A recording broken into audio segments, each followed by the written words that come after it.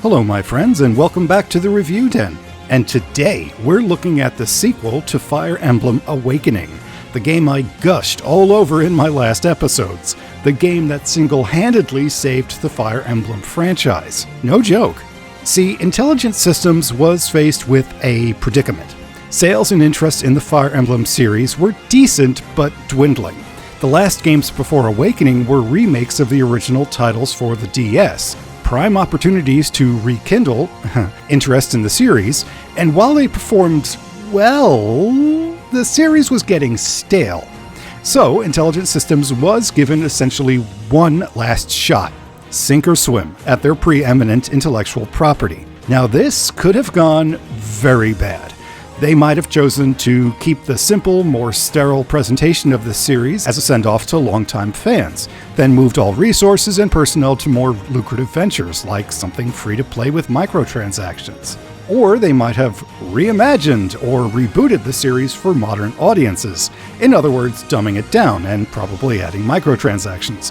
But no, they woke up and chose awesomeness. They kept all of the awesome tactical combat while trimming the fat and making it as approachable as possible for newcomers. They upped the presentation, making full use of the 3DS's awesome capabilities for a beautiful and charming presentation. And last, but most importantly, they made it personal. They gave the characters great personalities and writing to the extent that you, the player, wanted to see them through their journey. It was funny, it was dramatic, it turned a series of battles into a storybook you just had to finish. It saved the franchise, long story short. So, why am I telling you this? Because the sequel, Fates, takes a surprisingly big risk in terms of monetization, especially considering they just saved the franchise from cancellation.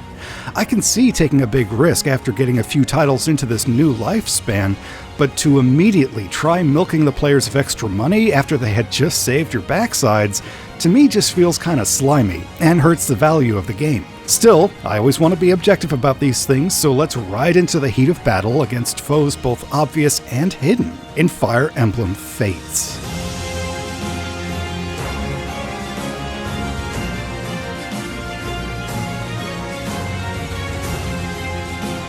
First, let's start with the basics and set the table. Fire Emblem Fates builds on the excellent gameplay and presentation of Awakening. This is still a turn-based strategy RPG where you lead your avatar and his chosen team to victory, making use of superior tactics against stronger forces and greater numbers. One of the cool features of Awakening, the pairing up of units, is greatly expanded here. Rather than just a straight upgrade in benefits to use against the computer, teaming up is split between offensive and defensive formations, and the computer can now use these too. Engaging in combat with adjacent units means both units will attack, rather than being a percentage chance, but stat boosts are lower and no defensive bonuses are gained. Pairing up units on the same square now acts defensively, with the partner blocking the second attack of an offensive formation attack and giving a much larger stat boost. In addition, working together as a pair builds a defensive meter which, when full, will block all attacks launched against that paired unit.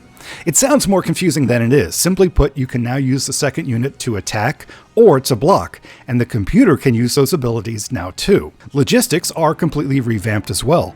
Weapons and attack magic no longer have durability to worry about. You can use them as often as you want, but the stronger the attack, the more stat drain they cause. Powerful silver-level weapons may cause tons of damage, but they drain your strength after said attack. A specialty bow may have perfect accuracy, but leaves you unable to dodge strikes as well. A health-stealing spell may take enemy hit points for yourself, but is unable to give that all-important follow-up attack.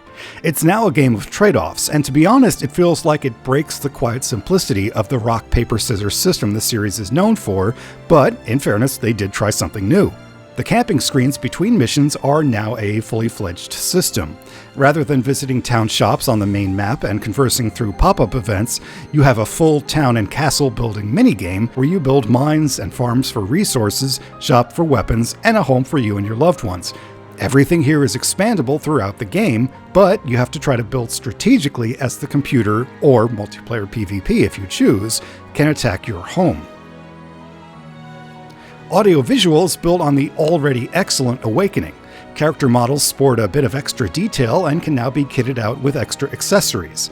The battle graphics now warp to the actual spot on the map where you are battling, which is actually really cool. Awakening just used generic arenas depending on the type of square you are on. Music is absolutely great. Awakening had a fantastic soundtrack, and Fates may be even better. Dedicated portable games are sometimes overlooked for their audio because of their inherent nature, but Awakening and Fates have excellent playlists that deserve the volume up, or maybe some good headphones. All of these core elements add up to a game that admittedly plays very well. There is no doubt you are getting a great strategy game.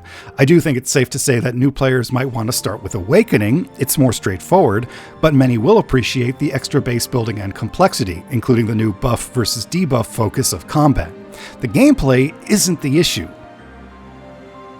Where Fates stumbles is that it is split into 3 storylines under the Fates umbrella: Birthright, Conquest, and Revelations.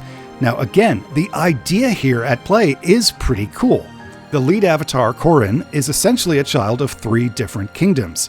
He or she is related by blood, by birth, to the kingdom of Hoshido, but was raised and cared for by the royal family of the kingdom of Nor, and depending on which of the 2 main box copies of Fates you buy, Corrin will come to a decision point where he will choose which family or kingdom to fight for, obviously to the other's detriment. The Birthright edition has Corrin return to his true-ish family in Hoshido. As a pretty obvious stand-in for an idealized Edo Japan, Hoshido swaps out knights for samurai and spearmen, backed up by ninja, priestesses, and war chiefs. It's a genuinely cool new take on Fire Emblem, and the unit trees are all greatly expanded, so this isn't a simple palette swap. Samurai and spearmen are simple enough, but ninja attack with daggers and shuriken from a distance, and while their attacks aren't overly powerful, they sap the stats of enemy units, making them easy fodder for melee follow-ups. Shrine priests and summoners stand in for Western-style magi and sorcerers, calling in spirit animals, healing with talismans, or hitting from a distance with Japanese bows. Airborne units include giant kinshi burbs and pegasi, which I would consider more Western myth, but the game plays everything fast and loose, so just enjoy the fantasy. Oh, Hoshido also has kitsune and puppeteers, so Fox was really excited about that. Now, the main difference between the kingdoms and versions of the game also includes difficulty, and Hoshido is definitely the easier of the 2. Many of the units have useful secondary abilities, with Bowman, Pegasi, and even Corrin himself having healing abilities. On top of this, their equipment is generally more useful. Most weapons may hit for 1 less hit point than their Norian equivalent, but they include stat boosts to the users such as speed or agility. In addition, those healing rods all work at range, so your team can cover and heal each other while still being mobile. The biggest advantage to the Hoshido campaign, though, is the ability to grind levels and team support in random encounters. Just as with Fire Emblem Awakening, random enemies will attack every few hours, or you can pay a few hundred gold to scout and create a fight, if you ever feel you have weaker units that are behind the curve, or just want to build up relationships between your favorite characters.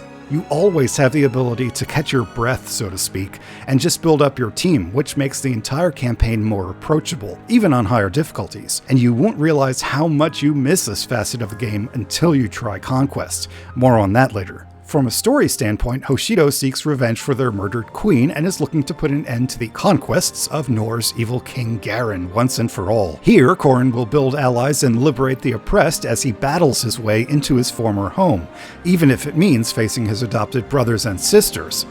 There's a few tough moments, but overall it's clear that Hoshido was made to be the simple good guys here. Everything is light and air and peace and beauty and sweetness and frou-frou goodness and hey big brother, try this sweet bee paste and... Boring.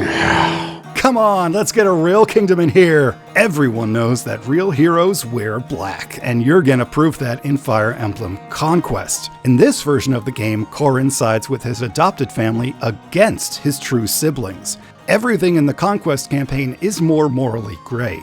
For instance, Nor is shown to be a kingdom with essentially no resources. If they don't expand and conquer, they don't eat. Or at least they didn't. King Garen is portrayed as the villain here too, only it's made more than a little obvious that he is under the control of a malevolent force. Corrin is still trying to bring an end to the killing. He's the same character regardless of the campaign you play, only here he'll have to do the king's bidding while trying to avoid unnecessary bloodshed. He'll have to put down tribes and rebellions while trying to keep everyone alive. Truth be told, the writers kinda copped out here in that for the most part your battles end with everyone only being hurt, not killed, and things sometimes work out a little too conveniently, but not always, so the story of conquest is still a bit of a nerve-wracker. The king wants Corrin to kill, he wants him to suffer, he wants the bloodshed, and disobeying his orders means a swift execution. So Corrin and his allies need to walk a razor's edge. At least his Norian siblings and teammates are enjoyable though. As with the kingdom itself, your allies aren't as simple and cheerful as Hoshido, except for Captain America over here. But they are all colorful characters, and Corrin's stubborn resolve to end the war earns their loyalty, as they all eventually march on their own corrupt throne. Cool. The Norian army is more traditional Fire Emblem and Western fantasy flair, with knights, cavalry, and mages backed up by thieves, dragons, and werewolves. Fire Emblem Conquest is certainly the harder of the two main versions. You'll face more difficult opponents, and the missions now have secondary objectives or pressures, as opposed to the simple kill the boss of Birthright. But the biggest challenge is the lack of random encounters. There are no opportunities to build up your team or relationships between story missions. The only extra missions here, aside from DLC, are the children's paralogs, so it actually pays to build up relationships as soon as you can, just so you can squeeze in a few extra missions to strengthen your mains. It's a marriage of convenience here, shippers need not apply. Some might like the streamlining here, but it does hurt the gameplay value of the Conquest version, which is a shame because it's definitely the more interesting of the two tales. So, we have two different campaigns warring against a common foe. Two different perspectives, two box copies. Simple as, right? Well, unfortunately, no. As I mentioned, it is made abundantly clear that your foe, King Garen of Nor, is being manipulated by some malevolent being. I mean, this is spoon-fed to the player regardless of the version. This veiled foe is the real problem behind Hoshido, Nor, and Fire Emblem Fates itself. Because it's downloadable content. And before you think I'm against the concept of DLC, I'm not. My last video was gushing all over the DLC of Fire Emblem Awakening. It had tons of fan service, some cool alternate scenarios, and while not pay to win, some missions made grinding for levels and gold a bit easier. This was DLC as it should be. Some cool bonus content, but not integral to the main game. Here though, with Fire Emblem Fates, this is essentially the full storyline, or the true storyline, and the true boss of the game. Again, let me spell it out. The true storyline isn't unlocked as a New Game Plus or something. This is paid for, downloadable content only.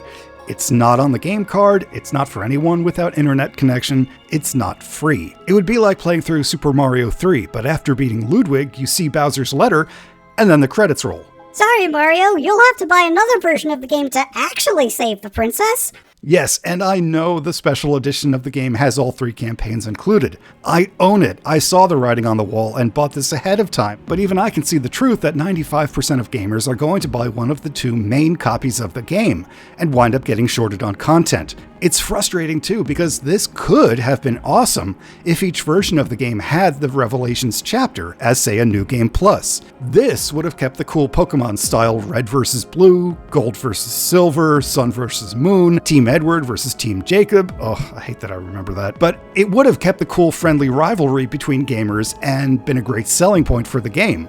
Do you side with the cool ninja and samurai as they fight for peace, or do you march with the armored knights and dragons as they conquer back their once proud throne? It would have worked because both sides would eventually have fought the real enemy and actually completed the story.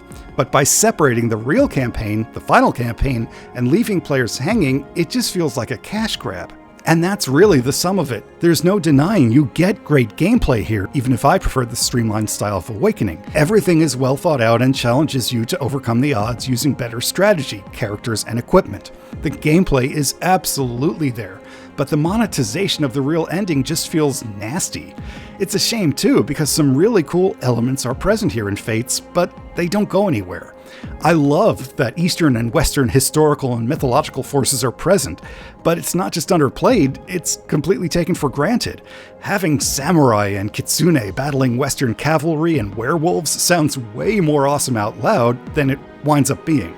and the Norian campaign doesn't hold the weight it could because you never have to make any choices. A real morally gray story would ask the player to make sacrifices. I mean, what if Corrin chose to put down an innocent town to gain the king's favor, only to use that opportunity to turn his inner court against him so you can depose him? That would have carried more weight. Awakening was more lighthearted, sure, but that was its style, and it still told a tale where all did not always go as well. Like the retail copies on the shelves, Fates is a game of two sides. It has excellent gameplay, characters, and presentation, but the story is left unfinished unless you pay extra. The new twists to the base building and combat are interesting additions, but seem to break that perfect balance between speed and the rock, paper, scissors that the game is known for. Some really cool ideas are introduced, but aren't used, sometimes even mentioned. Fire Emblem Fates was a tough game for me to review, but I'd like to think this was an honest take, and I appreciate you all for sticking around to listen. Thank you all so much for watching. If you'd like to help my channel grow, please would you be my next subscriber? And hey, a massive shout out to my friend Lucian! If you want to delve into lost gaming lore or some super cool and rare gaming trivia that I can virtually promise you had no idea existed, okay, a Fist of the North Star Japanese game show, Capcom themselves making fun of Jill Valentine's tank controls, yes! Definitely give him a watch. He is awesome. For now though, I'll see you in my next video, and remember to always keep going because you are worth it.